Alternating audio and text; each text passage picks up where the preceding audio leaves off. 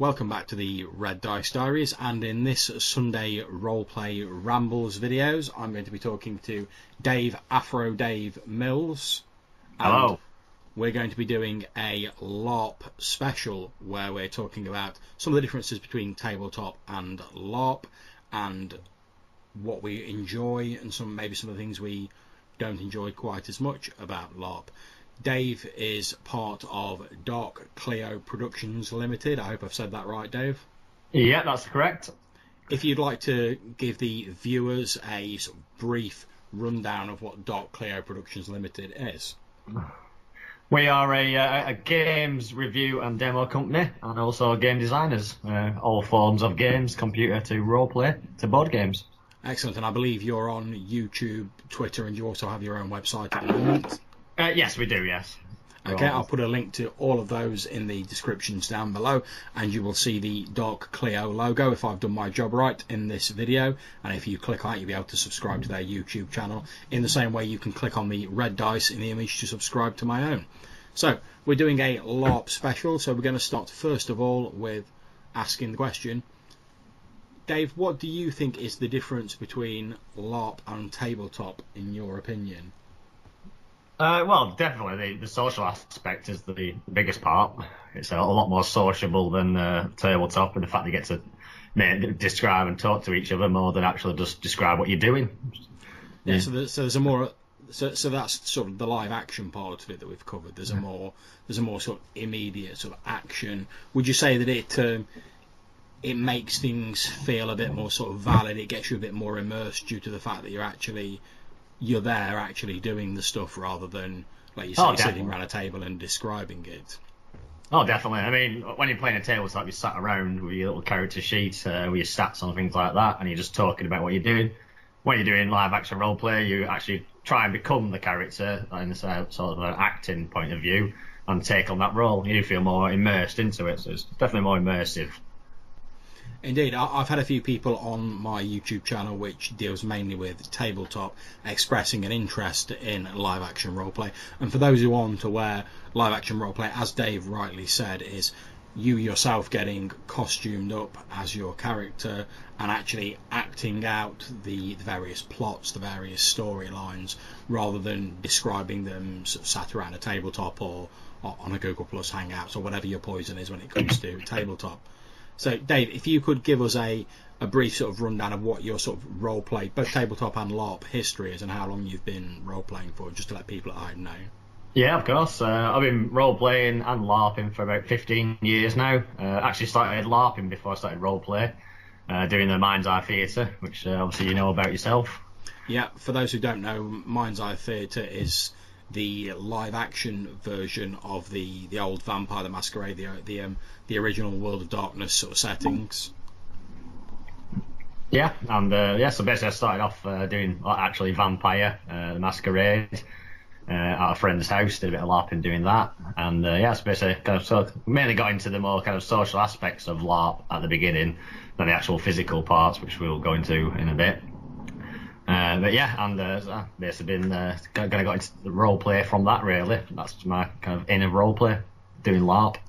I mean, I sort of came in more through a traditional tabletop, and then sort of got introduced to LARP by people later on. But I certainly agree. I think the social aspect of it, the getting to meet more people, getting to interact with people, have a few drinks with your friends, etc. You know, being able to sort of like leave the everyday cares of the world behind was a great lure when I first started. Oh, definitely.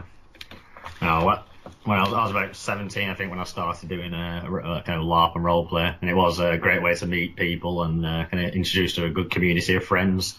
And as you said, like Friday, it used to be every Friday night. Every Friday night used to be a different game. We all used to get together, have some drinks, LARP with each other, and go away from it, chatting about what we've just done. Yeah, I mean, it was similar to me. I mean, at my local gaming store, I sort of saw a notice for a game that was taking place at an old hotel building, sort of just down the road, and a friend of mine invited me to go along, also being a sort of a Mind's Eye Theatre, an MET game, a Vampire Slayer game, I think it was at the time. and got invited along to that. And so obviously a lot of the people I know now as friends I've met through doing LARP. Yourself, for instance, obviously we originally met each other when we were both doing the Lorien Trust LARP system, which we're both still playing. Yeah. So in terms of, so we've established that there's a more sort of social aspect to the game. You get to meet more people, you get to interact with more people. I always find that in a tabletop there's something of a limit, and don't get me wrong, I'm a great fan of tabletop, but there's a limit on how many people you can reasonably have in a tabletop game. I mean, let's face it, we both attend the Lorien Trust system, where there's like thousands of people attend it, and there's various different systems going from small scale all the way up to massive systems like the LT. But I don't think there's any reasonable way you'd ever be able to sort of include that amount of people in a tabletop situation or a non-LARP situation. No, of course, yeah. I think that can be a good thing, but it can also be a bad thing, because if I'm running a tabletop game for yourself, then let's say there's yourself and there's maybe 3-4 other people as a sort of standard size tabletop group. As a GM, if I'm sat there with just like 4 or 5 people, I can give a lot of my personal attention to those 4 or 5 people. Whereas I think at LARP the plot is, obviously you have to go out and find it a bit more yourself, but I think the plot's perhaps a bit more thinly spread, because you have to produce an awful lot more in order for everyone to get something. I'm pretty sure there are people who go to live action events who come away not having been involved in a great deal of plot. Would you say that's accurate? Oh no, definitely. I mean, especially when I first went to like kind of Lorien Trust stuff like that, kind of get a bit lost in the world kind of thing, and you know what I mean, not know what you can actually do in it yourself, and you don't have that kind of, as I said, personal experience where you have someone, a GM, sat with you and who can talk you through it, where you have to just be there experiencing it and getting into it yourself. And you know, there are people in LARP that will kind of help you, guide you into it, but you are also a little bit on your own with how to kind of experience it. So definitely you got a lot more trial and error with LARP than you do in tabletop. Yeah, I mean, one of the things I've found as well, I mean, it's not so much a problem for me and yourself, so we're both fairly outgoing people. We're happy to talk to whoever and chat to people. But I think from what I've heard, people who are maybe a bit more sort of introverted and a bit less outgoing might find it a little more difficult initially. Obviously not impossible, but a little bit more difficult initially to sort of break into that, because it is a strange environment. There's a lot of people you probably don't know there at the start, and in a tabletop it's very different, because it's a small group sat around a table or on a hangout or whatever, and you only have to deal with sort of another like 4 or 5 people if you're not a naturally outgoing person. Whereas if you're in a field with like 3,000 people or whatever, I think it would be a bit more difficult for the less outgoing person to sort of initially break into that. Yeah, definitely. Kind of contrary to that as well, people, I mean, like myself, when I first started, when I was a little 17-year-old, I wasn't as kind of extrovert as I used to be. And it's kind of basically from doing live action roleplay has helped me kind of come out of my shell more and talk to people that I would normally not talk to. And I do hear it from a lot of people that have kind of social kind of difficulties, kind of say that it does help them kind of break that and help them to become more kind of sociable people. I've definitely got a good experience for that kind of thing. Yeah, I mean, as you know, I mean, I've had something of a sort of up and down love affair with LARP myself, where my sort of level of interest in it tends to sort of like rapidly go up and down depending on actually what's going on in the game at the moment. How would you describe sort of your own? I mean, obviously we talked about the social aspect of LARP, which is great. You get to meet loads of new people. As you say, it can be a very rewarding experience getting to meet all these new people I know a lot of people who've made very good friends, and certainly a lot of people I'm in contact with now who I probably never would have got to meet if it hadn't been for going to like these larger LARP systems. What would you say are some of the other positive aspects of a live action roleplay? Well, in this kind of sense of the live action roleplay with LT, with the kind of the actual sword fight and things like that, it's, as I say, it's actually kind of gets you out and about and kind of gives you a bit of exercise. So you do kind of find your LARPers are more fitter than you would say people that just did tabletop. Because obviously when you're just doing tabletop, you sat around and that's it. Where at least when you're doing LARPing, you get to run around the field and you're kind of keeping active. So that's definitely a kind of positive point towards LARP. It is more kind of energetic, and kind of, I suppose, kind of a healthy gaming, I guess we could kind of call it in a sense. Yeah, I mean, I certainly do think it gets those levels of exercise while you're out, like you say. I mean, for me, I very much enjoy the whole fact it's like it's an entire weekend sort of going away. For me, it's a holiday as well as a game. I mean, I don't know about yourself, Dave, but when I do tabletop sessions, it's normally sort of at a weekend or during a week or in an evening, when you sort of you have to fit a lot of other things in around your tabletop. So obviously you can't really afford to go, I'm going to take an entire weekend off, or I'm going to take a few days off work for like a tabletop session. Whereas I think people, because it's a whole weekend and it's like a holiday as well, people are a lot more willing to take time off and take that time out of their normal schedule to actually sort of embrace live action role play for that weekend and sort of like push everything else to one side. Whereas it can be a bit more difficult to get people to sort of schedule in tabletop for their schedule, because obviously we've all got work and we've all got real life and stuff like that. Exactly, yeah. I know it's definitely a kind of festival kind of feeling that kind of definitely attracts me towards doing the kind of bigger systems and things like that. As I said, it is like a holiday. You know what I mean? You get the bank holidays, you go away for 4 or 5 days, and in that 4 or 5 days, you sat in a field with, as I say, a couple of thousand people. A lot of them you do know and good friends with and stuff. So yeah, it's just sometimes feels just like a massive holiday with hundreds and hundreds of friends of yours. I do sometimes think that can be a bit of a problem for the people who are actually organising a lot of it. So I certainly know that myself, when I go, I tend to think, oh well, this for me it's pretty much the only holiday I really get, to be honest. So obviously when you do go away, you want to spend as much time as possible enjoying yourself.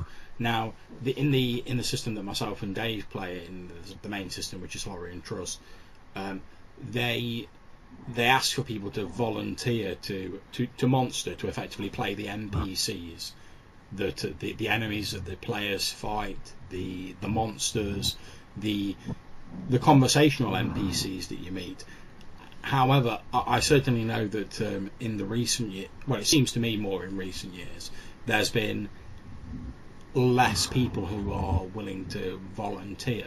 Now they do have what are called faction monster slots, because each faction in the Lottery and Trust game world is a separate group with their own lands, their own stories, their own histories, etc. And when they have like the big encounters, what they'll do is they'll pull one of these factions aside and they'll ask as many of the people in that faction as they can to monster or NPC and fulfill the roles of the bad guys for that large encounter.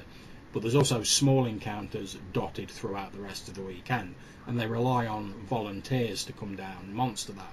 Now it's quite good fun. I do a fair bit of it myself. I normally try and do at least sort of one day or one evening's worth of monstering. But I can understand the mindset of people who go, oh well, I've paid, and it's not cheap.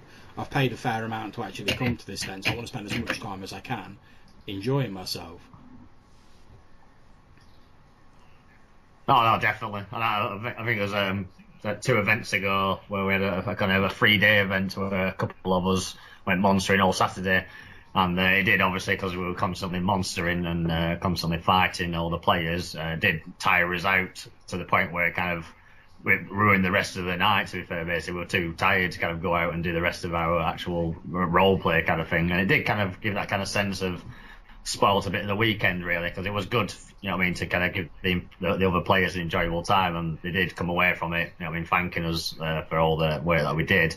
But it also did kind of take a lot of time away from us having our own experiences with our own characters, which I do take as what I'll go there for. I do love doing the monster and stuff like that, but I also love playing my character, and you know what I mean, the money I spend to go there, I want to get as much time as I can, you know what I mean, to get the kind of value for money. Yeah, I mean, I completely agree. I mean, the event before last, the first day, I pretty much monstered like the entire day, and a lot of that day was sort of spent sat around waiting to be called for the next encounter, or sat waiting around because there weren't enough people to send out the whole encounter, so we had to wait to get a few more. And the whole day was sort of split up between either sat around not doing much, or sort of running out like a madhead in the various monster roles they wanted me to do, which, don't get me wrong, was very enjoyable. But it did. I pretty much went straight to bed after I finished monstering, got up the next day, and then I didn't do much for the first half of the second day because I was still knackered from all the running about. So, like you say, you've paid to go into an event, and there's a day and a half of your event that's just sort of like disappeared effectively. I mean, I do think that it's good to put something back into the system.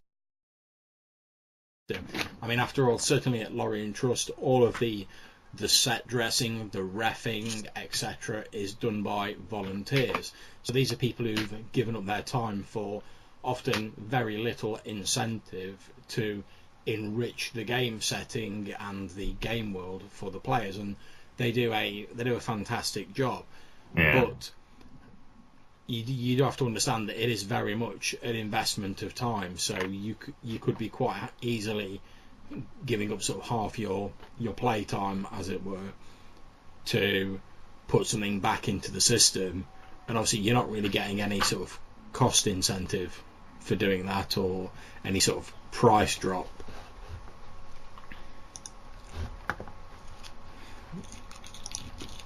So I don't know what your own views about monstering are. Yeah, no, exactly. To be fair, I mean, talking about the monstering, that's what we do to kind of give to it. As I said, there are a lot of other people in the background that do a lot for the system. The refs that have to ref all the battles and everything that's going on, and the organisers that are there weeks before setting it all up. That, you know, I mean, generally doing it just for volunteering. But as you said, I mean, they themselves, some of them, I mean, they don't get the kind of appreciation from some people, but as I said, there are lots of people out there in the system that do appreciate and give the thanks to these people for doing it. So, I mean, it is worthwhile, you know what I mean, putting that effort in, because you said it is a community of people wanting to have a holiday and a good time together, and people will sacrifice a bit of their enjoyment to kind of give other people enjoyment, and that's definitely something that kind of makes me want to come back, you know what I mean, something that makes me appreciate being a part of something. And you said when you get to help out, if it's just monstering or reffing or anything like that, at least, you know what I mean, you come away feeling that you have enriched someone's kind of roleplay experience. Yeah, I mean, I think it's that whole one hand washes the other sort of thing, isn't it? I mean, if you sort of appreciate the fact that if you go an NPC / monster for someone else's encounter, they'll no doubt reciprocate when it comes to monstering your encounter, and it's, as long as everyone adheres to that philosophy, then everyone will have the relevant NPCs, the relevant monsters they need for their particular encounters. Yeah, exactly. And unfortunately, it doesn't work perfectly like that. But there are most people, the bigger percentage of the field, do kind of get behind that kind of philosophy. Yeah, I mean, like you say, I mean, it's not a perfect system by any means, and certainly in recent years, I know there's been a lot of because there's more choice in terms of like live action sort of systems out there that people can do. There's obviously less players for any one particular system because there's only a sort of finite amount of money and kit to go around, and people are getting a lot more choosy about what they spend their money on. Whereas I think when there was only like one or two big systems, you could say, oh yeah, you're going to get X percentage of the people and you're going to get the rest of them. Whereas now there's loads of systems, like from the very sort of small systems up to the massive festival systems, I think the consumer, the customers, getting a lot more choosy about where they put their sort of hard Definitely. money. And to be fair, it has kind of made good things happen from that, because obviously people like Lorien Trust that did kind of go into a bit of a lull, let's say about 5 years ago or something, because they were the biggest and the best kind of thing. And nowadays there's so many out there that they do have to kind of up game and kind of listen to the players and what they want. So I do think we're getting a better kind of live action roleplay experience than we used to, due to that many. Yeah, I mean, I think that it's sort of competitive, isn't it? It's competition. People are having to sort of like step up their game in order to attract the same amount of customers. Got some bears getting involved. I know, yeah. Shut that window, there we go. What's their views on LARP? I don't know. Just stick my head out the window and ask them. But for people who are maybe not as familiar with LARP, when we say that we're talking about live action roleplay or LARP, what we mean is people going to a setting, perhaps camping there over the weekend or staying monks. Certainly in the UK systems that we play in, they tend to be situated on scout camps, or in the case of the bigger events, the Lorien Trust uses the grounds of a large stately home, and there's various other sort of sites that are dotted around the UK.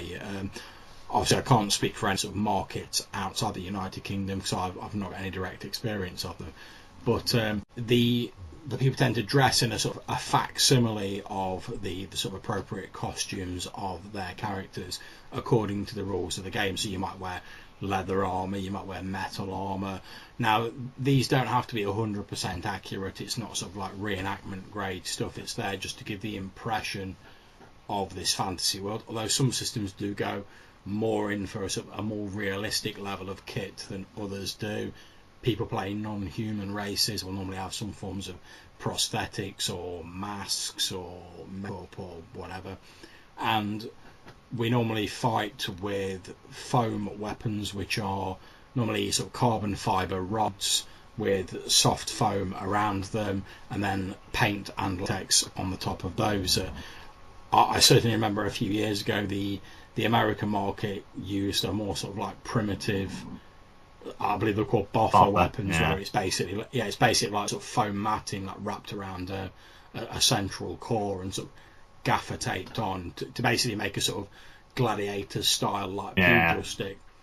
Whereas I know that the technology's come on a lot over the past number of years, and we tend to go, certainly in the UK, we tend to go for more weapons where the foam has been sort of shaped so it actually looks like the weapon it's supposed to be, and it's paint latex in the appropriate colours. And to be fair, definitely with the technology of making kit and things like that, and I think people's kind of enjoyment, that people want to kind of have a better experience these days, so people are more invested into character kits and in making it look the part more than they used to do, say 10 years ago or something like that.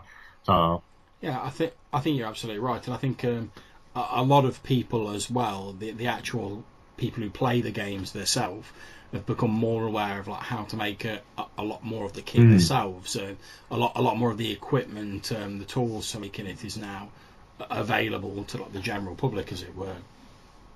I mean, I certainly know myself.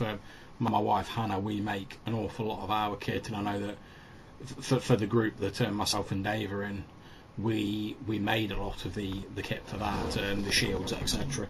Yeah, and like you say, you people do appreciate when someone else has got good kit on, and it is nice to hear when someone appreciates the time and effort you put into it. And I suppose that's one thing that's probably is better in a sense to LARP than it is to tabletop, in a sense of the investment that you can put in and get out of it. I mean, the more you pay, the more you get out.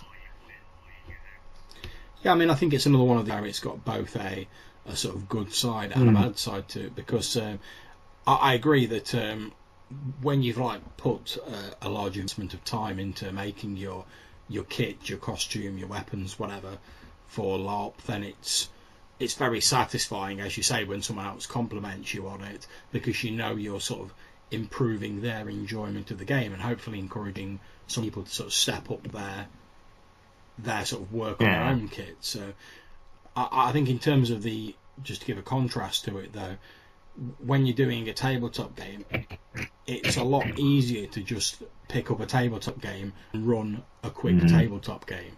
So like if we only had like 3 or 4 hours to run a game, I could pick up a tabletop game and I could run a fairly decent tabletop game for yourself and 4 or 5 other players. Whereas when you're talking about live action role play, there's a lot more. It's a lot more involved. It's a lot more complex. There's a lot more investment in actually running a session or a game. There's a lot more effort involved in it.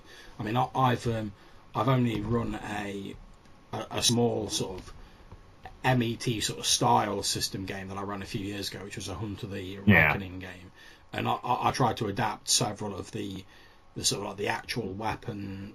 Well, LARP safe weapons, the actual foam weapon fighting, and using like Nerf guns as projectile weapons, etc. in that, rather than the sort of rock paper scissors styling that was so popular back in the old meta days. I say popular in inverted commas for anyone who can't see me on the podcast version of this, but even running that, I mean, we were using a farmhouse that a friend lived at in those grounds, and even just running that once a month for a small place of like 10 to 15 people, I pretty much had to book a couple of days off prior to every game just so that I could get down there, set up all the scenery, set up various bits and pieces, build bits that we were using.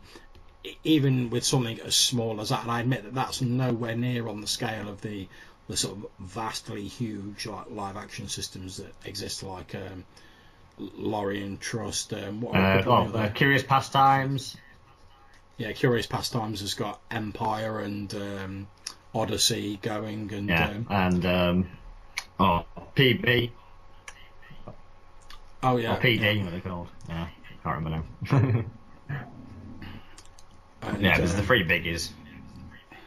Yeah, there's a few big systems, but I think when I think of how much time and effort it took just to run like a small game, and I only ran it for 2 years, I eventually had to stop running it just because and someone else took it on for a bit.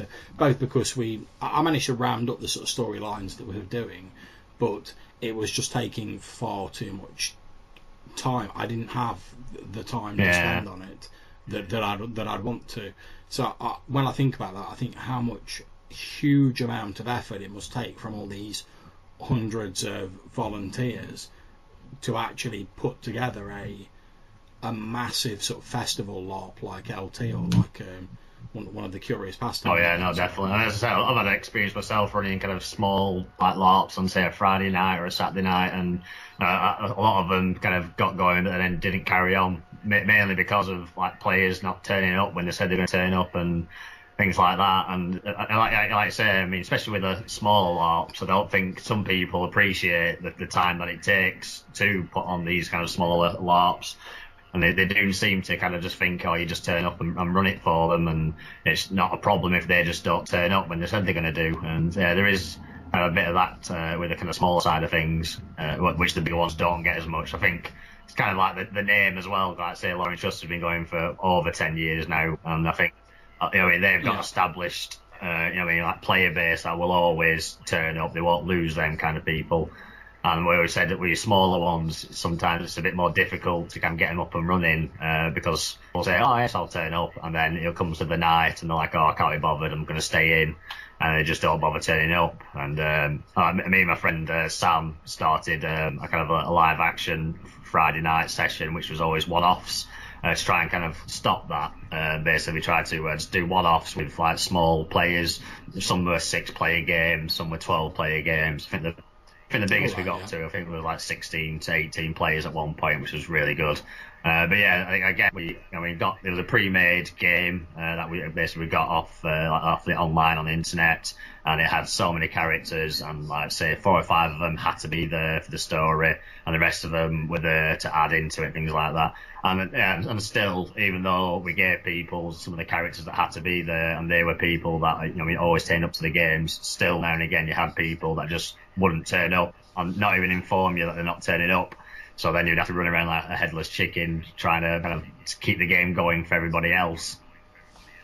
Yeah, I mean, I think that's something I've always found particularly annoying, whether it be tabletop, live action, role play, whatever. Is obviously I understand that anyone who's a GM, a storyteller, whatever you want to call it, understands that real life stuff happens. Occasionally you have to like duck out of a game. Sometimes it might be a last minute, a family emergency, whatever.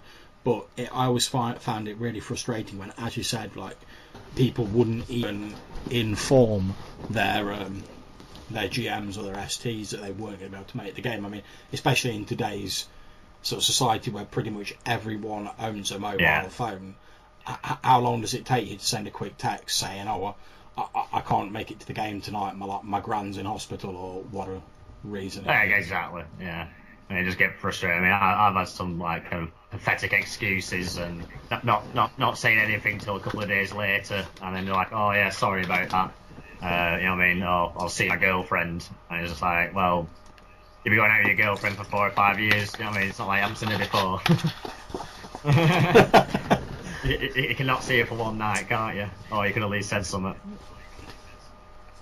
Yeah, I mean, I think again we're sort of down to the differences in scale between the various types of game, because even discounting sort of tabletop and putting that aside completely, as you rightly say, within live action role play there are the smaller sort of scale games, the sort of Mind's Eye Theatre, MET scale games, and there are the smaller sort of LARP, sort of like full contact, for want of a better word, systems, such as Outcast, which is a system I play in, which has a very similar rule set to Lorry and Trust, but it's a much sort of tighter, a much sort of smaller game, although no less enjoyable for that. And then we're all the way up to the big sort of fast systems like the LTs, the CPs, etc.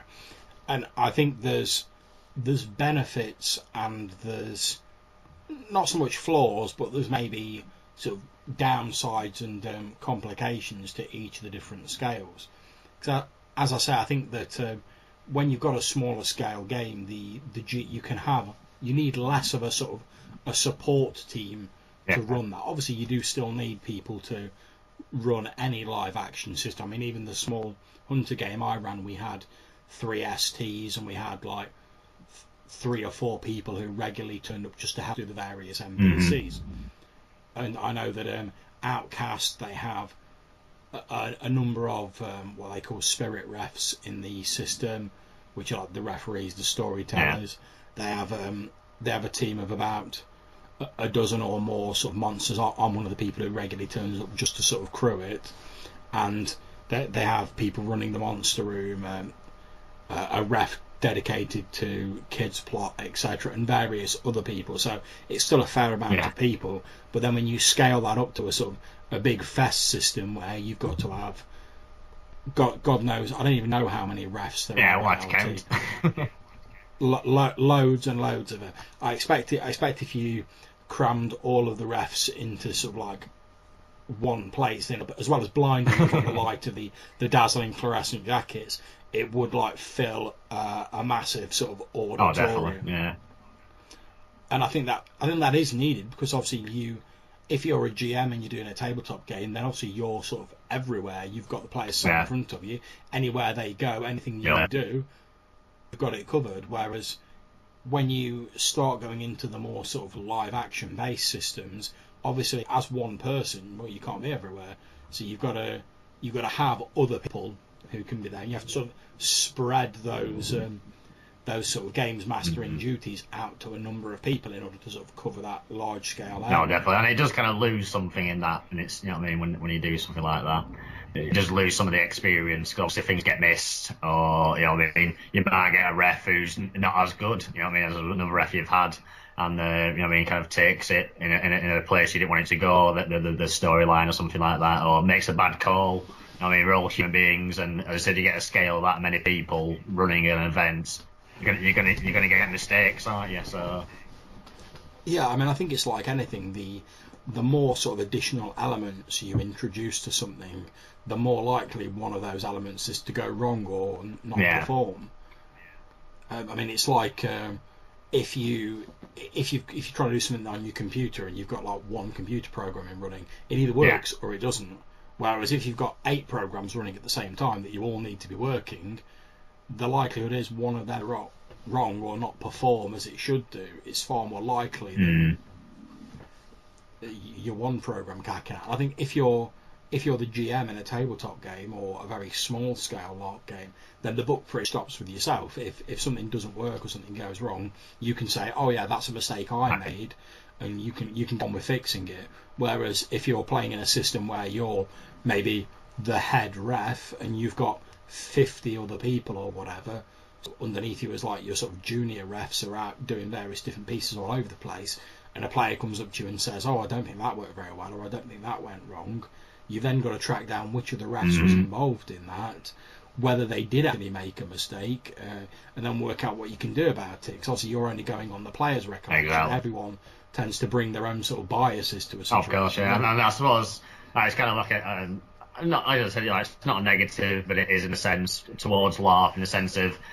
everyone's, you know what I mean, that they're on his head personal bias and what they want out of it, and they might think what they're saying is perfectly correct, and that's exactly how it happened. But as you said, you know what I mean, that's your viewpoint from your bias, and as I said, people want their enjoyment and want their holiday to be the best, and they will blame other people for that if it doesn't, you know what I mean, if they don't get what they want. And as you say, it's harder in a live action than it is a tabletop, you know, to deal with that.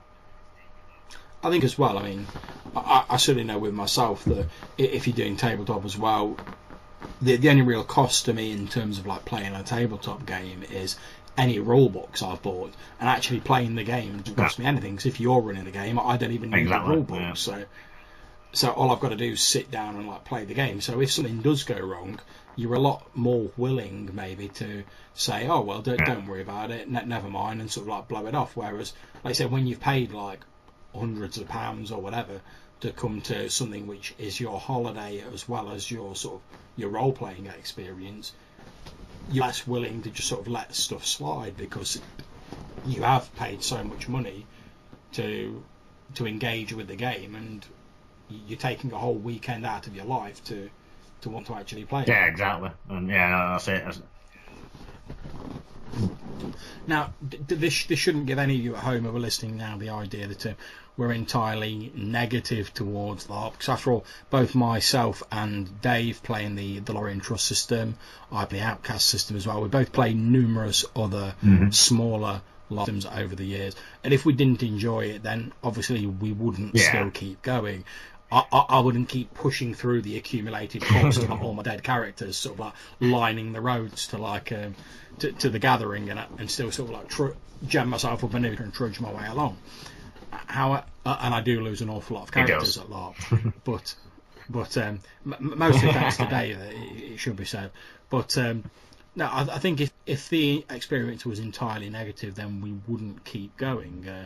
I mean, what is it that you think, Dave, that keeps sort of like bringing you back to LARP like after all these years? For me, I feel it's the people. You know what I mean? It's the friends I get to see mainly, and just, as you said, getting away. You know what I mean? It's getting away from the real world. You know what I mean? For a few days, and not having to worry about the internet and, you know what I mean, Facebook and what's going on social media, whatever. You know what I mean? What's going on in your job and things like that. You just go away to a forest or a field, and you're there for 3 or 4 days.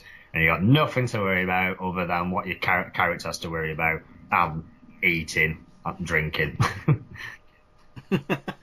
Yeah, I mean, I think I would certainly agree. I mean, as we said earlier, there's a lot of people that I know now that I wouldn't have met had it not been for live action. And there is a very sort of large like community feel, certainly about the bigger systems. There's although the main system we play in doesn't have any sort of downtime systems, there's no sort of activity taking place between sessions. You still get obviously people talking about the game on Facebook, people talking about what they're planning to do, and I think that sort of builds up a whole sort of sense of community between the players of the games.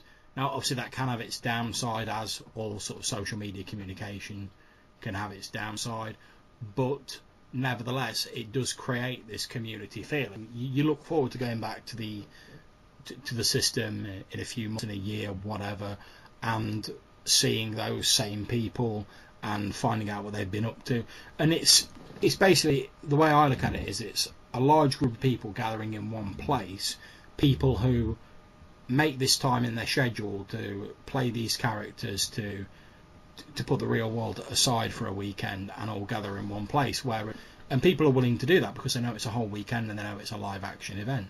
Whereas I don't think people would be quite so keen if you said, "Oh, I'm running a tabletop game for an evening. Do you fancy travelling down from taking like an 8-hour drive to like travel down from Northern Ireland or whatever to come down and play a tabletop game?" Now, although I think that at least part of that can be sort of got round using like Google Plus, Hangouts, Skype, etc. Nowadays.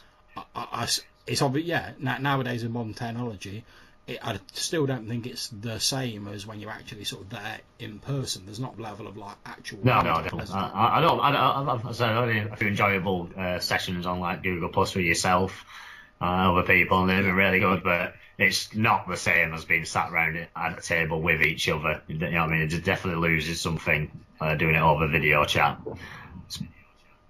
I mean, for instance, this conversation we're having now, I mean, thanks to the wonders of technology, myself and Dave although I'm in the sort of Midlands and Dave in the far north of the United Kingdom. The harsh north. We're communicating over Skype and I'm recording this on my computer, but there are downsides to that. I mean, we've already had at least one occasion today where my internet's cut out, although we re-established it and we carried on the recording, and I'll cut it together in an editing suite so it won't interfere. Yeah, bit of editing magic so that it doesn't interfere. But there are certain limitations to technology, and anyone who looks at any of the Serpent's Fall videos on my website, on my YouTube channel, will see that we had numerous occasions where we ended up having to start late because certain people couldn't get their internet working or couldn't get on the actual Hangout. The more people you've got involved, the more chance, you know what I mean, that you've got something like that to happen, haven't you? Yeah. I think as well, to go back to the point we had earlier about how much plot you actually need, I think by necessity, larger festival systems, they tend to basically create a certain amount of plot, and it's then sort of dropped into the world, as it were, assuming they have enough like people to monster it, to NPC it, whatever. And it then relies very strongly on players sort of, first of all, knowing that plot's going on, and then being in a position where they can sort of jump on it and run with it, which isn't always possible. I mean, I've been at LARP events where I've heard sort of second hand later on about plot that apparently took place, and I had no idea it was going on at the time, no idea whatsoever. Well, I had it early on this year, at the beginning of the year, where I had my own character had his own plot going on with his dead wife's enemy coming at him constantly. And for about two events that I went to, I think I missed it about 3 or 4 times turning up because I went to go and get some food from the tent. And yeah, I mean, that's you it. come back in and people are like, "Oh, you just missed all your enemies coming in and fighting us. You weren't here." And it's just like, "Oh, brilliant! I've just missed some of my kind of personal plot." And as I said, you do get that. That's it. I mean, I think that comes down to part of the problem again of not knowing necessarily where people are all the time. I mean, if you're in a tabletop game, obviously you know where everyone is.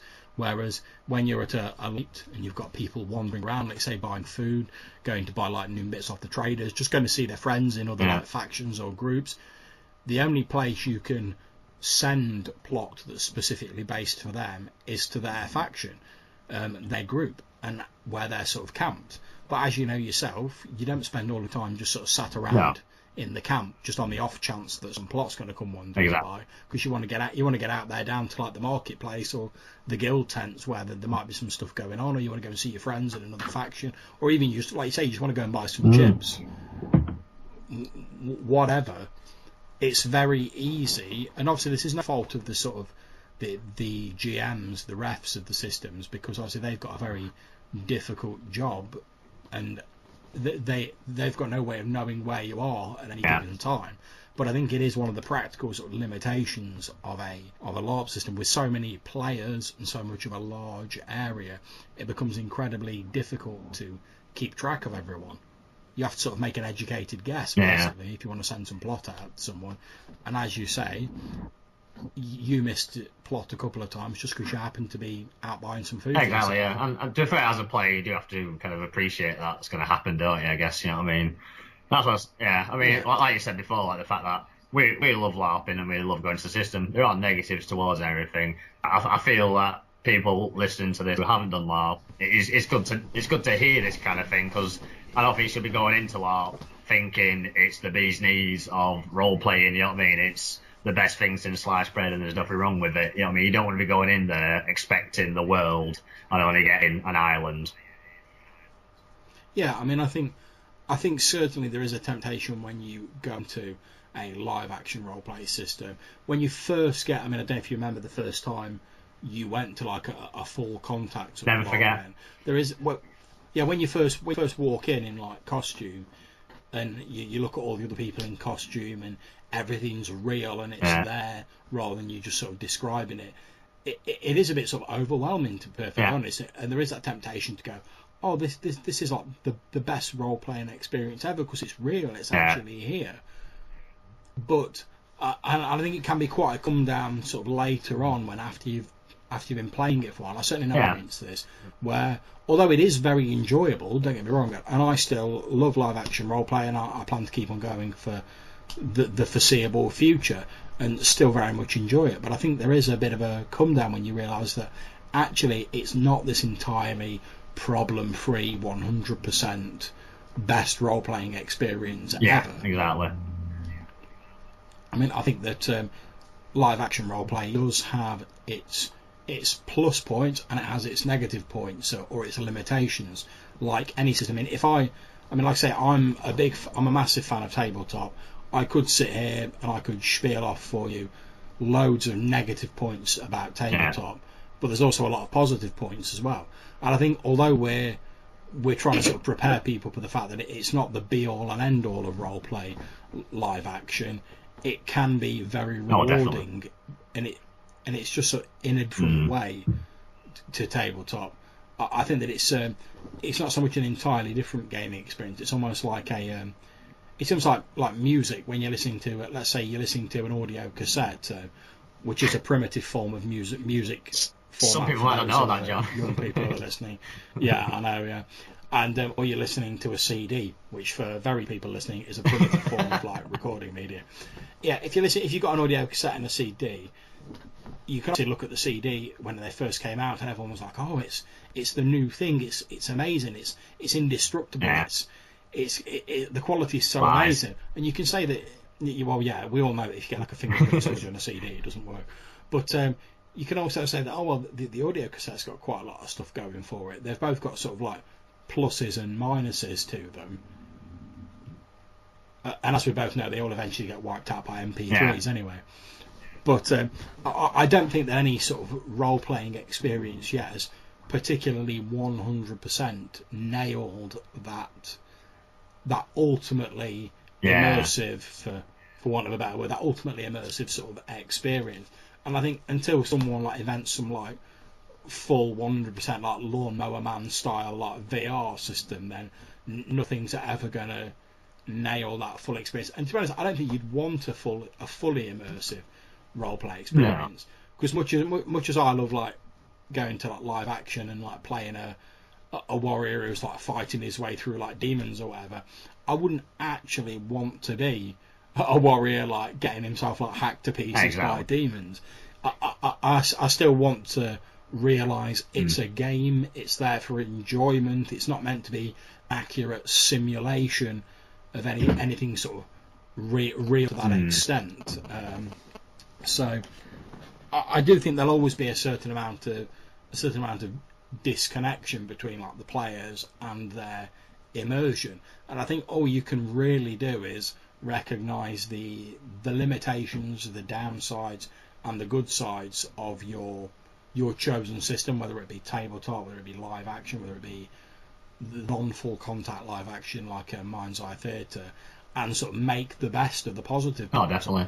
And talking about it, we mentioned it as being a game in itself. So, I mean, I don't know if you experienced this yourself, well, you will have done, but in what way. But I do feel that kind of with LARP compared to tabletop, some people come into LARP saying, coming into with the kind of mindset that it is a game, it's a game I can win. Where, I mean, like I said, I mean, in this kind of weird sense, some people have that ethos of it's a sport, so there is a way of winning it, and you do. I'm experiencing myself, but you do get that kind of cheating or trying to get the most out of it by, not taking your hits or, just trying to kind of like steal some plot or something for yourself, and you do get those people, those kind of people that aren't in with the community and the kind of immersion with everybody helping each other, and they want to get the more out of it. And I've had that experience a lot more than I have had in tabletop, which has been not only now and again. I don't know how much that is due to there perhaps being more of that sort of people at live action, or whether it's just the fact that in any sort of given live action situation you're exposed to more players. Because obviously if you're in tabletop, then you may be exposed to half people at most, whereas over the course of a weekend on a large site live action fest system where there's thousands of people, you could interact with all, albeit briefly, with hundreds or so. The law of averages would suggest that unfortunately you'll tend to bump into more of those people. Oh, definitely, yeah. That's what I go for the community and I go for people. I won't say I go for all the people. I go for a select, which is a large amount of people, not hundreds of people on the site, it's probably a couple hundred of them, but I go for those, and there are people out there that if I did meet, they would kind of like ruin my experience or put a downer on it because they're on a different mindset, which is not as kind of positive and rewarding in a sense for everybody. And you kind of get, as you said, a law of averages, the amount of people that go to LARP, you're going to get that more than tabletop.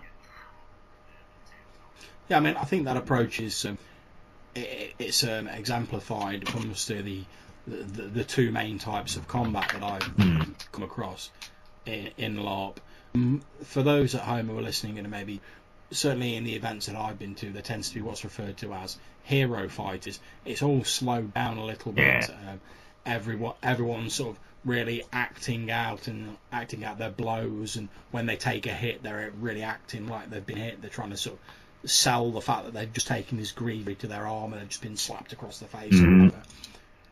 And there also tends to be the more sort of what I'll term here, for lack of a better term, the more sort of competitive. That's the word, yeah.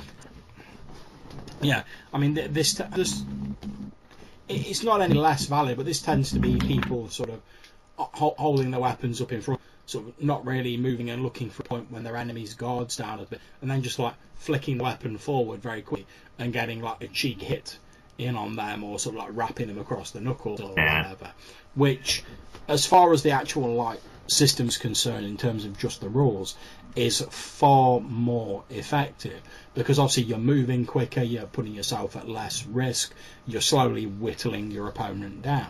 However, in terms of actual enjoyment of the game and sort of selling the fact that you're in a fantasy world and you're actually having a fantasy style combat, I mean, to use like fantasy films, we've all seen like Conan films or like Krull or whatever films you want to name, and I can't think of any film where I've ever seen sort of Conan go running up to someone, stop in front of them, sort of dodge backwards and suddenly like whip his sword forward on the knuckles. That's it, yeah. He charges in with like a huge broadsword and swings it wildly, sort of like chopping his enemy's arms off. And I was thinking, whether you're the person fighting or whether you're the person who's getting hit, it's far better to, in my opinion, to try and do that sort of heroic fighting, because you're going to be improving the other person's enjoyment. Oh yeah, definitely. I've had people when I monster come up to me and say that they always enjoy fighting against the group that myself and Dave are part of, because we all generally do go for that style. And is it more satisfactory to hack down a monster and have that monster like fall down to the ground, like screaming, clutching their chest, or for them just to go, oh, that's me dead, put the finger up in the air and like walk off? As far as I'm concerned, it's far more interesting when you're like hacking some of that. And one of the things I love about the Outcast system, and one of the reasons I continue to crew it, is that pretty much all of the players seem to have that mindset. I mean, as a monster, I've been killed in numerous different ways at Outcast. I've had I've had my eyes eaten by somebody. I've had my own face pushed onto one of my like weapons, Nice. obviously just like by the side of my head, and you act it out. You try and act as though you have just had like your leg cut off and you sort of fall into the ground, or you've been like beaten down onto your knees, or you've got like an arrow sticking out of your chest or whatever, and it just makes it so much more enjoyable for the person who's done that blow. And as we say, with sort of one hand washes the other ideology, you'd hope that when you come to be playing and when you come to doing your bit, that you'll get that same enjoyment because the people who are monstering for you will reciprocate. Yeah, definitely. As I said, it's the stories as well, isn't it? I mean, you give that player a good story. You know what I mean? That's a LARP. One of the great things about LARP is when you come away from it, is telling those great stories of when you waded into a load of demon hordes and they did go flying everywhere when you crushed them with your massive sword. You know what I mean? It makes you feel good. You know what I mean? Coming out of it and going, yeah, I whipped a load of people and took them all out really quickly. It was ace. Doesn't sound as good, does it? Yeah, I mean, I know that me and yourself, we still tell stories now from when we first started. Exactly. Like Laurie and Trust, and they're always the sort of the more dramatic ones where something really cool's happened, or when you fought off that horde of demons yourself, like you say, or when you got that mystical item and you ran back through and you managed to get there, or when one of your characters like died in a dramatic way, or several of them died in a dramatic way, in my case. But yeah, like you say, you never really have those stories when you're like, oh, I was fighting against someone and you never guess what happened next. Oh, it was well good. I dodged back and forwards a bit and then whipped him on the knuckles, and that was the end of the combat. But you don't really tell stories like that. So I mean, personally for me, if people want a competitive, I mean, I've learned how to do it. That's not a problem. But because I think one of the problems is that if you end up trying to do the heroic fighting against someone who's a competitive fighter, you'll inevitably lose, because in terms of just sort of pure effectiveness, the competitive fighting is more effective. But in terms of the actual enjoyment and drama and the immersion, to use that sort of again, is far lower, and it does again sort of to me it almost sort of brings me out of the game a bit when I'm trying to enjoy myself and sort of stay in character. I mean, obviously in live action, when you're going to like buy some food, or when you're doing a quick run down to like your local supermarket or whatever, obviously there are points when you need to be in character, or late at night when it's time out or whatever, or you just want to have a quick chat with someone or whatever. Fair enough. But I do find it harder to stay in character when people are doing the sort of like the whippy fighting, the competitive fighting, than when people. It makes it easier for me to stay in character when people are doing the heroic fighting, because you actually feel like you're in that situation.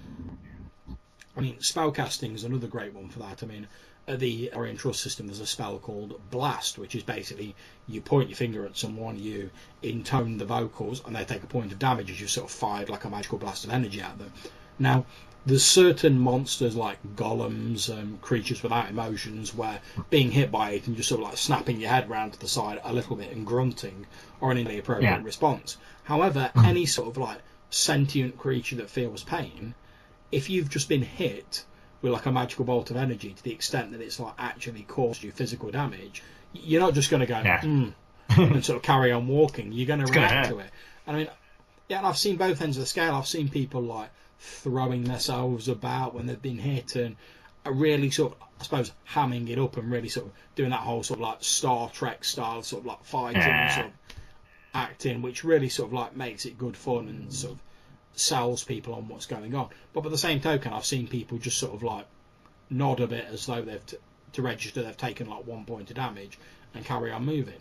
And it always makes me think that you've taken 1 point of damage on your character sheet or whatever, but if you say you've only got 4 points of damage, that's like a quarter of your like vitality that's been just like slapped away from you by like a bolt of magical energy.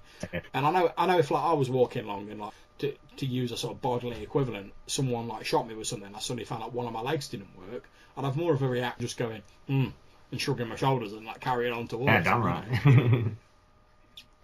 So I think with necessity, as there are more people at live action, you tend to sort of there's a wider range of role playing abilities and desire to actually roleplay, and they're all pretty much sort of thrown together without a great deal of sort of guidelines on how to go about it. Yeah, no, definitely. And that can be a positive and a negative, can't it? You know what I mean? Because as you said, some people don't know how to take that and get kind of lost in it, and others, especially through experience, you learn how to kind of jump into that, don't you? And kind of get what you can out of it.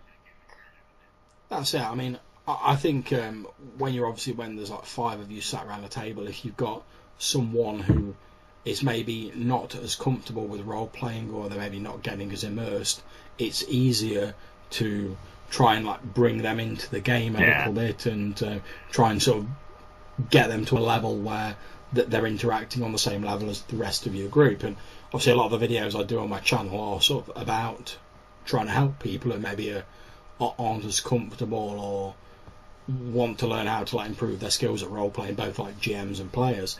I don't really think that's an option in a live action system, because as we've said, the refs are so spread out and they have so many more sort of like logistics to consider. Because I mean, if I'm GM and I want to run a tabletop game, and I want to say, oh, there's going to be a combat with like 50 orcs and they're all attacking the player party, I can just sit down and I can go, all right, I'll describe the scene and go, all right, here come these 50 orcs over the hill, and I've got the stats there, I'm rolling the dice, dealt with. If you're a ref at like a large festival system, you've got to go, right, okay, so we're going to have this encounter with like 50 orcs, we've got to find a place that's safe to run it, we've got to find 50 people to actually play the orcs, we've got to either get the players to either come to the place where we're having this encounter, or we've got to know where they are and where to send the encounter.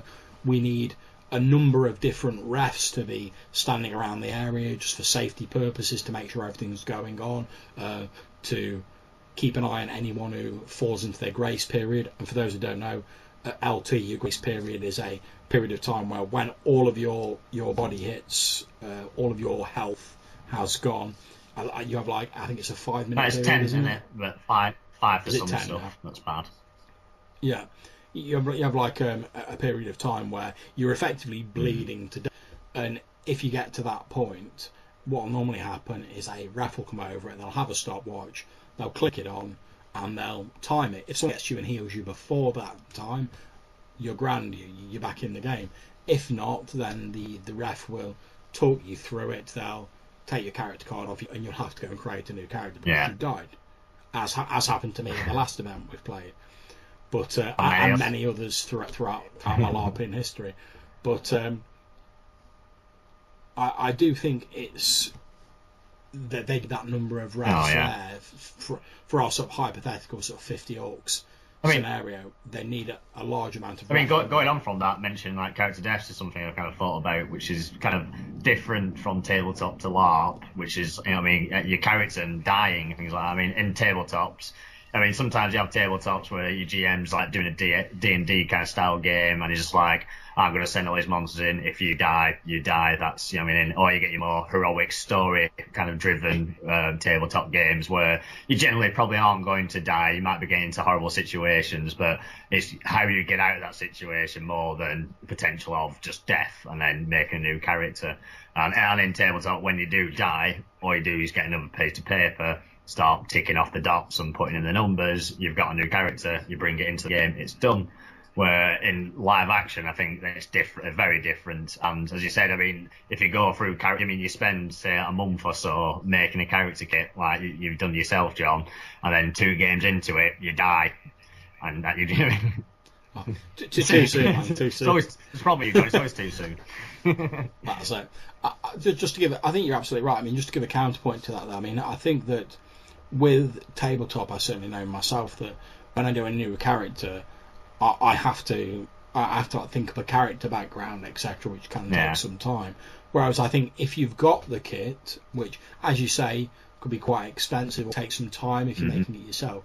If you've got the kit, though, certainly in the systems that we tend to play in, I've noticed that the character background process doesn't appear to be as involved as tabletop. I've played numerous LARP characters over the years, but I can't think of anywhere I've spent as much time on character backgrounds as I have on tabletop characters. No, definitely. To be fair, I do kind of think it is sometimes because of that kind of feeling of you might lose a character in the first hour of the game kind of thing, so people don't invest as much. I mean, and to be fair, it's like with a lot of roleplay, it depends who the person is. I mean, you will get some LARPers that will write an entire book on their background before they play the character, and you will get some that just goes, "Oh, I'm just playing an elf." You know what I mean? It's called Darius, done. You know what I mean? But as I said, you do get those people like yourself, and there are people out there that constantly lose characters because they're wading into combats, and you know, what I mean, just having a great time, and they unluckily keep dying. And some of the people do kind of get to that point where they're just like, "Oh, I'm not going to invest all this time and energy into all the new kit and all the background. I'm just going to swap my kit around a bit, come up with a new character name, and get on with it." I still blame my last death on the healers. Yeah, that was completely the healer's fault. And that's my other point with the character deaths with LARP or the kind of tabletop sense. I mean, you do get those deaths where, I mean, I've had them, you've had them, where you've come away from it and you're like, that was amazing. You know what I mean? I died like a badass and it was awesome. But then, you know, I mean, you've had it yourself and other friends have had it where they've died because some player has made a stupid mistake or a ref has, you know, made a mistake and that's ended your character. And, you know, I mean, that could quite bitter. Yeah, I mean, all joking aside, I mean, obviously, like you say, I've lost Mo characters over the years, so I'm not bothered about the death of my last character. It happens as part of the game. You have to sort of accept it and move on. And I've had deaths where I've sort of strode out of an area to try and like stop someone's like soul being despoiled, and I've sort of died doing that. I've had deaths where I've been like captured by evil cultists and like sacrificed to like their evil gods and all manner of like tomfoolery. But I've also, and that's the sort of ones you tend to remember. This the big heroic deaths where like you really went out with a bang. But by contrast, I've also had the deaths like my last one at the last event where I got taken down amongst a number of people whilst I was outside a faction gate, trying to sort of like drag the injured in, because I was playing a healer.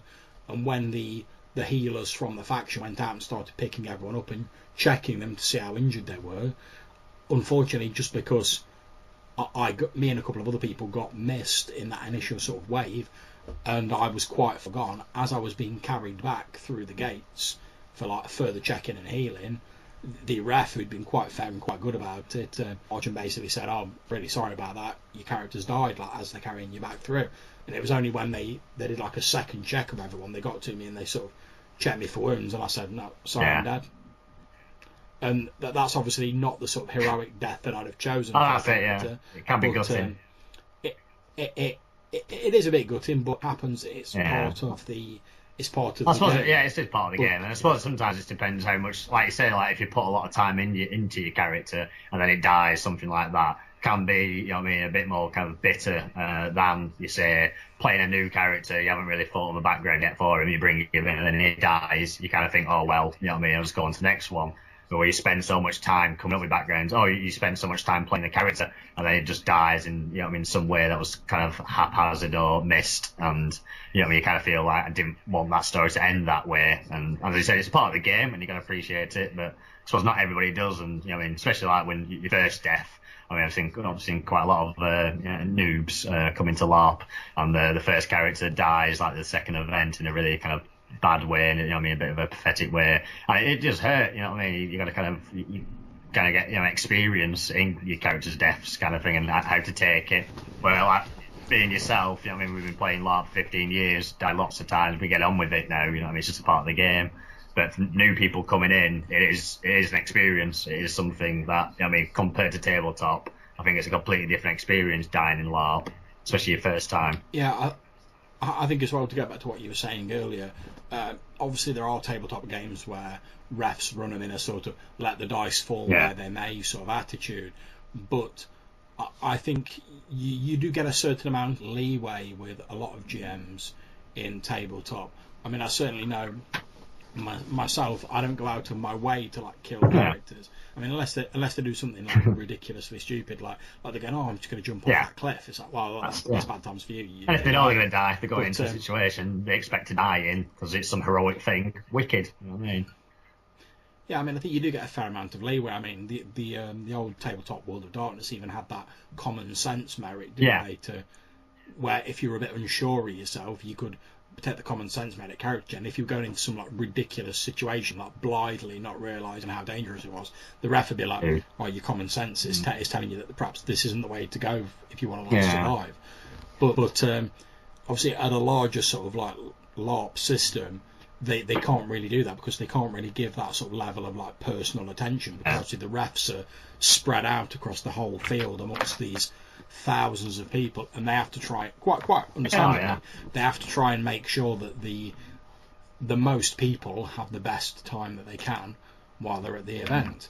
So the odd sort of one or two people dying in a bit of a not quite as enjoyable way, in a bit of a crap way, does just tend to happen because I think it's an unavoidable sort of limitation of the format. Yeah, definitely. Yeah. That's definitely something people should be aware of. You know, going into LARP. Yeah, I mean, I think as we were saying, LARP has a number of things going for it. I mean, obviously we very much enjoy it, otherwise we wouldn't still be going. Nope. And like I say, to anyone out there sort of listening to this podcast now, this YouTube video, I'd certainly recommend that you give, if you've got the option, you give a live action a try at least. Recommend to everyone because it is. Yeah, I mean, I do. I mean, I think it's a very different gaming experience to tabletop, and it's probably not going to be for everyone. To be perfectly honest, I mean, I had. But back when we were in the Badgers, we had a friend of ours, Barry, came down for an event, and he enjoyed the event, but he didn't enjoy it sufficiently to want to keep coming regularly, which is absolutely fine. I would urge people, if you do have the opportunity, to give it a go. I mean, people tend to have a bit of, again, to come back to this community feel, people do understand that someone at their first LARP session generally isn't going to come in with like the world's best kit or with the world's most amazing character. We all have that like introductory character where you first start playing and you're not really sure of yourself, and you've got sort of like hastily thrown together kit. I mean, when I first went to an event, I borrowed all of the kit I wore off a friend of mine. I didn't own a single bit of kit myself. But you can purchase like a black robe, or you can make like a robe fairly cheaply, and all you need apart from that really is that something to wear underneath it, so like black combat sort of trousers and a t-shirt, and preferably a t-shirt, like a plain black t-shirt, whatever colour your robe is, and then a belt to go around it. You could quite easily play a wizard or a cleric or a priest or something with that basic get-up, go along to an event, see if you enjoy it or not, and if you do, then you can maybe look at playing a slightly different character or expanding your kit or making something more, but you don't have to make that vast initial investment. And I mean, you can spend tabletop and LARP are very similar in this regard. I mean, you can spend little or as much as you want on it. I mean, if you can't see it in this podcast, but in my normal videos there's loads of books behind me, hundreds of pounds, would you say, John? I dare not even calculate it. I fear that if I ever tried to like calculate how much money I've spent on roleplay books over the years, my face would melt off like them Nazis at the end of Indiana Jones and the Last Crusade. So. But I've got let's say hundreds and hundreds of pounds worth of books that I've bought, and that's over a long period of time. I mean, that's over like the course of pretty much my entire life. But if I didn't want to, I didn't have to spend that on books.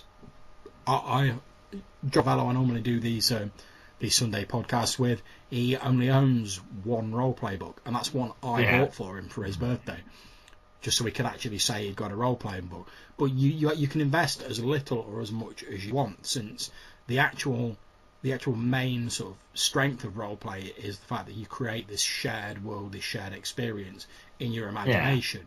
And I've got loads of these books because I enjoy reading them and because it helps give me ideas. I've got an equal number of non-roleplay books on various other shelves sort of over on the other side of the room, which are full of reference books, history books, mythology books, legends, fiction, non-fiction, maps, eyewitness guides to various different cities I've run games in, loads of stuff like that.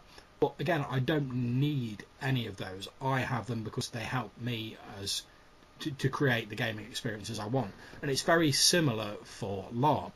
You don't need to spend a shed load of money on kit, on fancy weapons, on whatever. You can start off with a fairly basic thrown together kit and a cheap weapon. I believe I started, like I say, all of my kit was originally borrowed from a friend of mine, so none of that cost me anything. When I first started myself, my kit was basically a sleeveless black robe, some black combats, a black t-shirt, a hood on the robe, and I bought myself a small sort of like meat cleaver, sort of like the length of my forearm, like sort of second hand from someone, I think it was. And I mean, I've still got that weapon now. I mean, it's not the best weapon in the world. It's effectively just a big block of foam. It did me for that first event. I probably spent about more than £15 on it. I mean, that's GBP, and it's probably gone up a bit now due to inflation and whatever. But the fact is, you can spend as much or as little as you want on the hobby. So I'd certainly invite anyone who's got even the vaguest interest in roleplay, which I assume you have since you're listening to this channel, actually give live action a go. It's a very different gaming experience.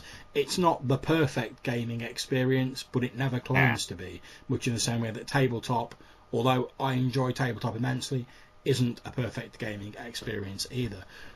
The gaming experience is very much what you make of it, I think. I don't know whether you agree with that, definitely. Dave. I agree with everything that you said. Like yourself, you know what I mean, anyone that I talk to, you know what I mean, in normal life and stuff, if they hear what I do and stuff like that, you know what I mean, I tell them, I praise it, and lots of people, I mean, when I went to an office and talked to people in the office and stuff, and they're just, you know, normal average people, and they thought it was a bit weird and stuff what I did. But when I talked about it more and more, you know, you can see them in their eyes, just like, that sounds awesome. And it's like, no, it is, it really is, and it's worthwhile. You know what I mean? You're getting out, you know what I mean? Getting out, meeting people, and experiencing something like this on a different scale, isn't it? You know what I mean? That's it. And I mean, I think certainly, as we keep sort of saying, that one of the main aspects of the festival system, which is a very enjoyable thing, is that social sort of community element. You can meet people from different countries, from different parts of your own country. I've met, although I've never been to Ireland or Scotland, I know through LARP a lot of Irish and Scottish people, and that's just within the UK. Whilst myself and Dave have been going to live action, we've met people from Spain, Sweden, various other Sweden, Otto. Otto, from Sweden. Give you a bit of a plug there, Otto. Various other countries around Europe and beyond, and Europe has its own LARP systems. I can't remember what they're called off the top of my head, since unfortunately I don't have the money to. I think one's called the Grand Tour. It's Drachenfest, isn't it? Drachenfest in Germany, in Germany, which I thoroughly enjoy looking at all the pictures. I think the Grand Tour is actually like a group English, of UK-based people who go over there, and that looks thoroughly enjoyable. I don't have the money or the time to actually attend that myself, unfortunately, but if you do, there's other avenues out there. Basically, whatever country you're in, pretty much, there is some form of live action, whether it's a large festival scale event down to smaller sort of local based events. I mean, the Fools and Heroes system, which runs I think you've been to Fools and Heroes. Yeah, I've been to a couple of different. I was basically going to say, because like we talked about the kind of massive kind of fest systems and stuff, and you know, in ones like that we go to a big field and stuff. But there are the Fools and Heroes kind of ones which are based around universities mainly, but anyone can join them, and they're like every Sunday in a part of England there's always one going on, and they're just in a small forest doing little linears, like say if people have done like tabletop before, you kind of your dungeon kind of crawls that you do in D&D, a bit like that really, and there's like probably be about kind of 10 to 14 of you does a mission for half a day, and then you know you swap over, and then you do monster for them, for the other people. And yeah, the small ones, if you just want to try it, LARP out and not spend, because obviously if you go to something like LT or the CPs, the larger systems, I mean a ticket's what, like 60-70 quid, isn't it? So you don't have to spend a lot on kit, but you still have to spend a lot getting there, feeding yourself, boozing yourself up, and spending on tickets and stuff. So it can be, especially for like say students or young people getting into it, it can still be a lot of money. But as you said, there are a lot of kind of local little LARPs around. All over the world. So if it is something you feel like you want to try out and see what it is, get onto Facebook or onto any roleplay forums and ask around, because there'll be definitely. Yeah, I think that's a great thing, a great point to make, Dave. That obviously, as sort of Facebook and social media is becoming more prevalent, most LARP systems, certainly that I've got experience of, have a presence on Facebook, Google Plus, etc. So it's easier than ever if you're in a particular area to go on Google, type in like live action roleplay, and wherever you're from, and find something that, if it's not in your sort of town, it's probably within driving distance or within public transport distance. No, yeah, definitely. And it's well worth doing. Yeah, I know certainly, I think Fools and Heroes has basically chapters, for want of better terms, around the country. Yeah. I certainly know there's one near where I live. Yeah, any major city probably has one, and a lot of the smaller kind of big towns have it, definitely. Yeah, I think to close off this video, because I've probably been going on for about an hour and a half now. I think if you had to sum up, Dave, in 5 points, sort of like 5 points or more, what would you say are the reasons someone should consider going to live action, or the things that you enjoy about live action? I'll say probably start off, as I said at the beginning, the community and people is definitely one of the points of why I would do LARP. I would say the immersion, when you do get it, it's not 24/7, it's not all the way through the game. There will be times you break out of it, but the times you do get the immersion, you can get some fantastic experiences that you'll never have in any other type of kind of role play, like tabletop and stuff like that, wargaming and stuff. So yeah, definitely the immersion. I would say fights, the fighting, all combats, or even the large, like 100 people scale fights. When you're in them, you do get that adrenaline rush that you will never get from tabletop or anything like that. So that's definitely experience, and feeling like a hero would definitely be one of them. I would say kits. If your kit's not amazing, the experience of seeing other people's kits and what they put into it does inspire you, and also helps with the immersion side of things, definitely. And for the last one, I don't know, need a fifth point here.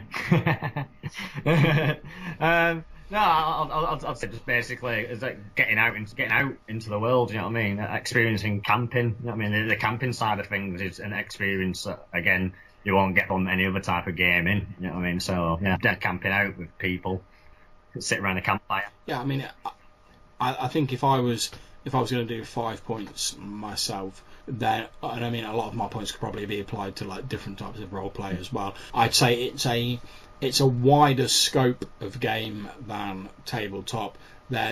You really are a single player who's been dropped into a world populated by hundreds of other players in the larger systems. Now that's both good, because it really does feel like you're in this environment where you are just one person amongst many.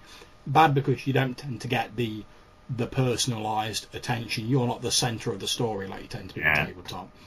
I'd say number two, as you rightly say, Dave, the social interaction, the feeling of community with all of the people there, 99% of which I'd say are sort of pulling in the same direction, and are there to enjoy themselves.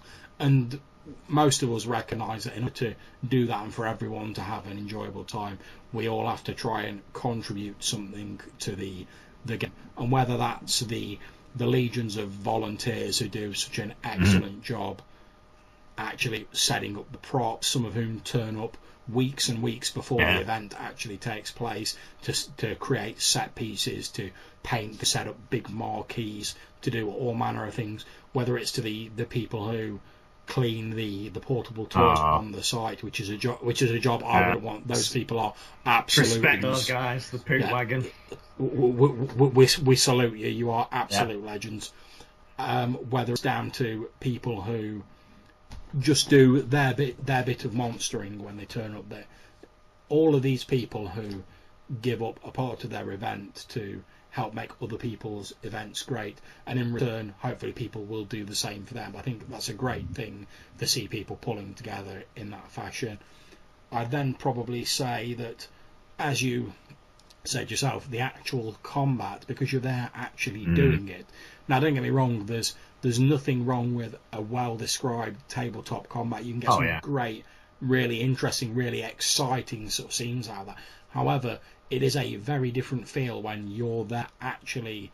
You've actually got the adrenaline going, you're actually running about, you're shouting orders yourself, you're fighting against people, you're trying to dodge blows, you're trying to get to your friend who's been like knocked down like behind enemy lines, you're trying to drag them out. It's a more immediate, different feel. And obviously it's not completely immersive, as we say, because you do obviously know that it's make believe, but you can pull yourself out. You can put yourself out of that sort of mindset, and once that adrenaline starts going and you are actually getting stuck in, it's very difficult not to be carried along by the sort of energy of the whole experience. When you've got people on, you're in that battle line, you've got people on either side of you, you're all like shouting your battle chants, you're trying to fend off the enemy, you've got people dropping down in the heat of the fighting as it's going on. It's a very energetic, like I say, very adrenaline fueled experience, and it really is very exciting and can get very emotional. I mean, don't get me wrong, I've seen people get emotional at tabletop settings, but I've seen it far more often in live action. I've seen people literally like crying over people's characters who've died. Actually crying, like actually crying. People like really getting sort of caught up in the moment of like the anger of their like player character, or rushing in, like risking everything to like save a friend's character, and it just feels so much more. I don't know if real is the right word, but it's only what I think of at the minute. It feels so much realer because you're actually there doing it. However, that does bring with it some limitations, as we were saying earlier. If you, certainly on the logistics side, if you want to run that combat with 50 orcs, you've got to find 50 people to play them, and they've got to be 50 people who understand the rules and are willing to sort of play out that drama as they go along. And it is very easy for sort of one or two people who maybe aren't as aware of the rules, or maybe a bit more sort of competitive players to be diplomatic, to sort of take the edge and take the shine off that encounter. I'd say my final and fifth point probably would be that I wouldn't say that LARP is the be all and end all of roleplay. It's not some superb sort of role-playing system that's up on its pedestal that is miles better than every other role-playing style that you're going to do. I will say that like all role-playing styles, it has its own strengths and it has its own weaknesses, and I think by doing different role-playing games and by engaging with them, by trial, live action, tabletop, whatever, facing different aspects of the hobby, you gain a more sort of well-rounded perspective on role-playing in general. And there's certainly lessons I know I've picked up in live action that I've brought back to tabletop, or things I've learned in tabletop that I've taken forward to live action. So I certainly think that if I had to say anything to anyone who is even vaguely considering live action, I'd say go out there, give it a go, get yourself some simple kit. You've really got nothing to lose. If you don't want to pay a lot of money for a big festival system, go to one of your smaller local systems, find a Mind's Eye Theatre game that's local, whatever, get yourself involved, give it a go for a couple of sessions. If you don't enjoy it, you've not really lost a great deal. And if you do enjoy it, you may have found an additional avenue of the hobby that interests you and that can enable you to try out a different aspect of role playing. No, definitely, and you'll meet some great friends. That's it, and I'd say that's certainly one of the benefits of all role playing that encourages you to engage with more people, whether that be playing with people you don't know on Google Plus Hangouts, going to LARP systems, role playing on forums, whatever. It expands your circle of contacts. You can make some long-lasting friendships that will go beyond where they were first formed. Definitely. So, in closing, Dave, have you got anything to say about LARP? No, anything more that you feel we've not covered? No, not really, other than to reiterate, definitely try it out if you haven't done. And if you have done, you know what I mean, comment on this, on your great experiences. Okay, yeah, we'd love to read your comments. Please put them down below about any experiences you've had with live action role play, or if you're thinking of trying it, or if you're looking for, certainly if you're looking for a system in the United Kingdom, put a request down below. I'm sure that there'll be something out there for you. I would say that I think it can be a very rewarding experience, LARP, and obviously we've not gone into sort of system details or rules details overly much video, and that's because there's so many different systems out there that it would be ridiculous to try and cover them all. What you need to remember is there's very small sort of non-contact systems, such as the Mind's Eye Theatre system, where all combat is like abstracted out with like rock, paper, scissors, or some alternate means of doing tests. There's the small full contact systems where you fight with latex weapons, and there's the large festival systems with hundreds of people where you also tend to be more full contact. That's the main difference you need to remember between them. But the rule systems vary tremendously between. So whatever your particular gaming itch, there's probably a live action system out there to scratch it. So that's been me, John, from Red Dice Diaries, and Dave from Dark Cleo Productions. Yeah, thanks for having us, John. It's been much appreciated. Enjoyed it. No problem at all. Thank you for coming on and talking with me about live action. I hope that if you're listening or watching this at home, you've enjoyed this video. Please, if you have, click on like for the video and leave any comments you have. Like I said, we'd love to hear some of your LARPing stories and suggestions down below. If there's more demand for more live action orientated videos, we might do some more on the channel in future. You can also subscribe to Dark Cleo Productions Limited by clicking on their logo that should be on this video if I've done my job properly. Would you like to say a few last words and give a last plug to Dark Cleo, Dave? What are you doing in the future? So I'd just like to say thanks, as I said, John, for letting us come onto this podcast, and hopefully I'll be back in the future, do some more LARP or roleplay conversations. And pop over to Dark. They do have a website where we do review games from computer to, as I said, board game, and we're going to be starting to review like LARP systems in the future. So if you do have any kind of inklings into different types of LARP systems, hopefully have some reviews out there. And pop onto our social medias and stuff. We've got a convention coming up in October in Manchester called Play Manchester, where we're going to have our own board game and card game demo area, and actually have a bit of LARP in there as well. We're going to introduce a bit of LARP into the kind of convention scenario to try and get more people involved in the fantastic hobby of LARP. And that's great. Indeed, that's a convention I'm hoping to be at as part of the sort of LARP combat demonstration. That's it. If you want to see Red Dice Diaries John LARPed up in a convention, come along. No doubt getting my ass beaten by someone with latex weapons, but maybe some public. It's all part of the fun. That should be good fun. So I'd urge anyone who's in the UK and who can possibly attend that. What date did you say? It's the 11th and 12th of October in Manchester. Okay. So if you're free on the 11th and 12th of October and you're in the Manchester area, or you can get to the Manchester area, I'd highly urge you to consider attending. Dark Cleo Productions Limited will be there. Hopefully Red Dice Diaries will be there as well, and you can get to watch me getting beaten with an assortment of latex weapons. So thank you very much, everyone, for listening. From myself and Dave at Dark Cleo Productions, we'll say goodbye. We hope you've enjoyed this video, and you'll consider clicking on like and subscribe to both of these channels. Take care.